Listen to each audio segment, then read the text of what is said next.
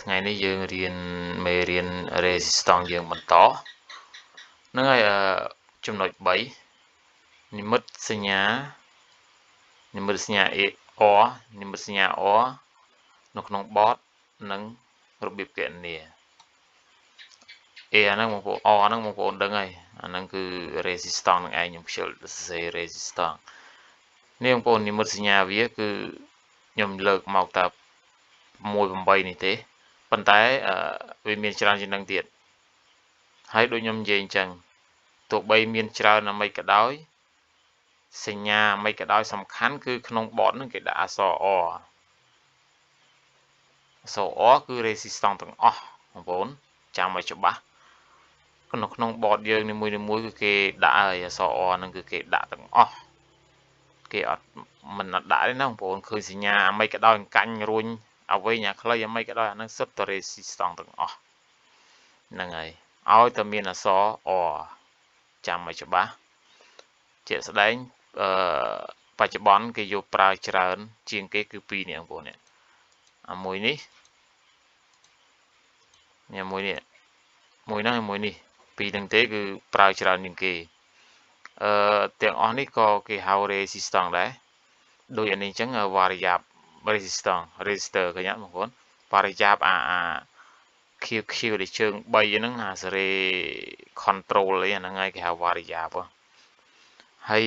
ដូច volume យើងអញ្ចឹង volume បិទបើកសំឡេងហ្នឹងអាហ្នឹងក៏គេហៅ resistance ដែរហ្នឹងហើយប៉ុន្តែ resistance volume ឬក៏ resistance variable អីចឹងទៅតែភាគច្រើនជាងគេហៅថា volume ឬក៏ variable ទេហ្នឹងហើយសញ្ញាមានតែប៉ុណ្្នឹងឯងហើយมันមានប៉ុណ្្នឹងឯងបងប្អូនដូចខ្ញុំនិយាយគឺមានច្រើនជាងនឹងប៉ុន្តែខ្ញុំយកតែប៉ុណ្្នឹងមកឲ្យបងប្អូនឃើញហើយភាគច្រើនដូចខ្ញុំនិយាយចឹងគឺមានតែ2នេះទេដែលច្រើនជាងគេនៅក្នុង board resistance គឺប្រើ2នឹងច្រើនជាងគេឃើញនេះសញ្ញាព្រួយនេះខ្ញុំវល់ឡើងវល់ចុះហ្នឹងហើយនេះមើលសញ្ញាវាមានប៉ុណ្្នឹងឯងហើយយើងតទៅ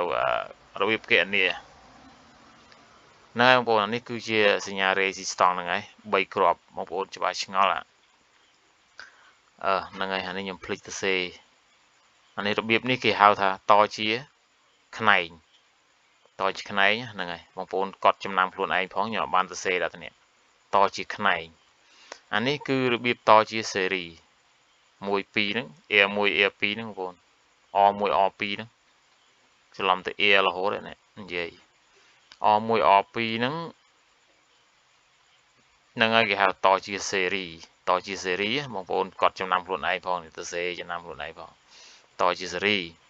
ហើយអានេះតជាខ្នែងរបៀបតវាមានតែ2ប្រភេទទេបងប្អូនភាគច្រើនឃើញហើយឃើញជាងគាត់តប្រតេងបតោងភ្ជាប់គ្នាជាស៊េរីផងជាខ្នែងផងនេះគាត់តហ្នឹងគឺគាត់តដើម្បីត្រូវការ resistance ដែលគាត់ត្រូវការយ៉ាងម៉េចឧទាហរណ៍នេះបងប្អូនឃើញទេ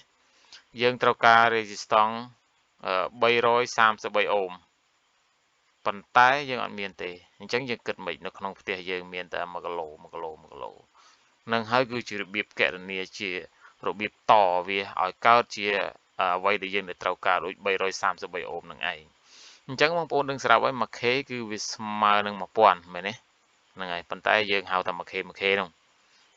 អញ្ចឹងហើយ resistance នេះគឺមាន3អញ្ចឹងមិនមែន 1K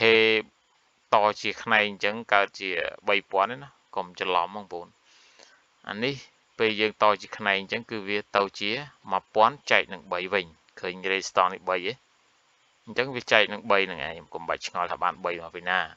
តែបើសិនជាយើងដាក់4គឺវា1000ហ្នឹងគឺវាចែកនឹង4នឹងឯងហ្នឹងហើយរួចហើយបងប្អូនចែកមើលទៅ1000ចែកនឹង3បានហើយឃើញ333អូមនឹងឯងហើយកតុយចុចតិចតួចនោះខុសវាអត់បញ្ហាចោតទេបងប្អូនហ្នឹងហើយមួយទៀតនេះឧទាហរណ៍មួយទៀតនៅក្នុងកន្លែងរោងជាងរបស់យើងអត់មានទេ2គីឡូយើងមានទេយើងមានតែ1គីឡូដដែលនេះខ្ញុំយកឧទាហរណ៍1គីឡូដដែលណាការពិតទៅបងប្អូនយកអ្វីផ្សេងមកផ្គូផ្គ្នាឧទាហរណ៍ធ្វើម៉េចឲ្យបាន2គីឡូបងប្អូនត្រូវបូកមិនក៏បានដែរតជាស៊េរីបងប្អូនចង់យក100អូមបូកជាមួយនឹង 1K ហ្នឹងក៏វាបានដែរ ហើយមួយ k បូកជាមួយនឹងកន្លះ k គឺ500 អូមហ្នឹងក៏បានដូចគ្នាធ្វើមិនឲ្យតែបាន 2k ដែលយើងតម្រូវការរបស់យើងនឹងហើយគឺជាគេហៅថារបៀបគណនា resistance ហ្នឹងយើងមិនគាត់ថាខ្វះមិនតិចរត់ទៅទិញអត់ទេនេះហើយឃើញជាងភាគច្រើនក៏តញ៉ៃគឺអញ្ចឹងឯងយល់បងប្អូន1គីឡូបូកនឹង1គីឡូវាស្មើនឹង2គីឡូហ្នឹងឯងតជាសេរីនេះគឺស្រួលជាងបងប្អូនតែប៉ុណ្្នឹងឯងបងប្អូនមានអីមិនបាក់ទេយើងរៀនមួយជំហានទៅយើងកុំតន់ចង់ហក់អាហ្នឹងហើយដូចខ្ញុំនិយាយអញ្ចឹងគឺមូលដ្ឋានគ្រឹះរបស់វាតែយើងស្គាល់មួយហើយវាមានតួនាទីអីគេហ្នឹងហើយអានេះក៏មេរៀនក៏ខ្ញុំប្រាប់ពីតួនាទីរបស់វាដែរតួនាទីរបស់ resistance បងប្អូនត្រូវចាំឲ្យច្បាស់តួនាទីរបស់ resistance គឺទប់ភ្លើងឬក៏ទប់ស៊ីញ៉ាល់ចាំឲ្យច្បាស់បងប្អូនទប់ភ្លើងឬក៏ទប់ស៊ីញ៉ាល់ឧទាហរណ៍យើងមានអំពូល LED អាទូច C3V 2V ហ្នឹងអាហ្នឹងយើងអត់មានថ្ម 2V ដាក់ទេអញ្ចឹងយើងមានតែភ្លើង 210V អញ្ចឹងហើយយើងត្រូវធ្វើម៉េចអញ្ចឹងយើងយក resistance នេះឯងមកទប់កុំឲ្យដាច់អំពូលតែយើងចាប់ភ្លើង12បានអញ្ចឹងណាអញ្ចឹងអាអំពូលតូច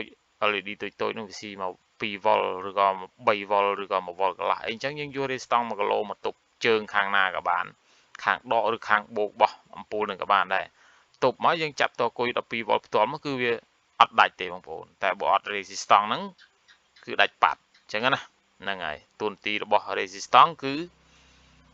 ទប់ភ្លើងឬក៏ទប់ស៊ីញ៉ាល់ហ្នឹងឯងបងប្អូនស៊ីញ៉ាល់ហ្នឹងគឺអីគេស៊ីញ៉ាល់គឺសំឡេងមិនមែនសញ្ញាទេណាស៊ីញ៉ាល់គឺសំឡេងហ្នឹងឯងប៉ះតែហ្នឹងគេហៅស៊ីញ៉ាល់ណាបងប្អូនចាំច្បាស់ហ្នឹងហើយវីដេអូមួយresistance យើងគឺ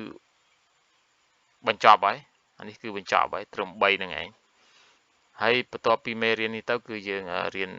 គ្រឿងបង្គំមួយទៀតគឺចូលកង់ដងម្ដងហ្នឹងហើយបើបងប្អូនឆ្ងល់ក៏ឆាតសួរមក